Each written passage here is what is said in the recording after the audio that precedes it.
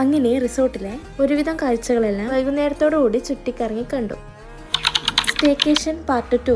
റൂമിലെത്തിയപ്പോൾ തന്നെ ഒന്ന് റീഫ്രഷ് ആവാൻ വേണ്ടി ഒരു കോഫി കുടിക്കാന്ന് വെച്ച് ഞാൻ കോഫി ഉണ്ടാക്കി. കുറച്ച് കടുപ്പം കൂടിപ്പോയി, പക്ഷെ എന്നാലും കുഴപ്പമില്ലായിരുന്നു.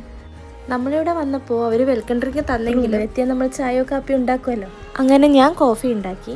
നമ്മുടെ റൂമിന്റെ ഔട്ട് സൈഡ് ബാൽക്കണിയിൽ നിന്നാൽ പുറത്തേക്ക് നല്ല വ്യൂ ആട്ടോ. ഔട്ട് സൈഡിലെ വ്യൂ കണ്ട് കുടിക്കാന്ന് വെച്ച് അങ്ങോട്ടേക്ക് പോയി. പിന്നെ എടുത്തു പറയേണ്ട കാര്യം, ഇവിടെ പ്രൈവറ്റ് പൂൾ വില്ലയും ഉണ്ട്.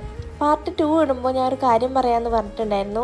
അത് ഈ കാണുന്ന സ്വിമ്മിംഗ് പൂളാണ്. നമ്മൾ ഇതുവരെ പോയിട്ടുള്ളതിൽ വെച്ച് റിസോർട്ടുകൾ വെച്ച് നോക്കുമ്പോൾ ഏറ്റവും വ്യത്യസ്തമായി തോന്നിയത് ഈ ഒരു പൂളാട്ടോ. കുട്ടികൾക്കും മുതിർന്നവർക്കും ഒരേപോലെ എൻജോയ് ചെയ്യാൻ പറ്റിയ ഒരു സ്വിമ്മിംഗ് പൂളാട്ടോ ഇത്. തൊട്ടടുത്ത് തന്നെ വേറെ ചെറിയ പൂളും ഉണ്ട്.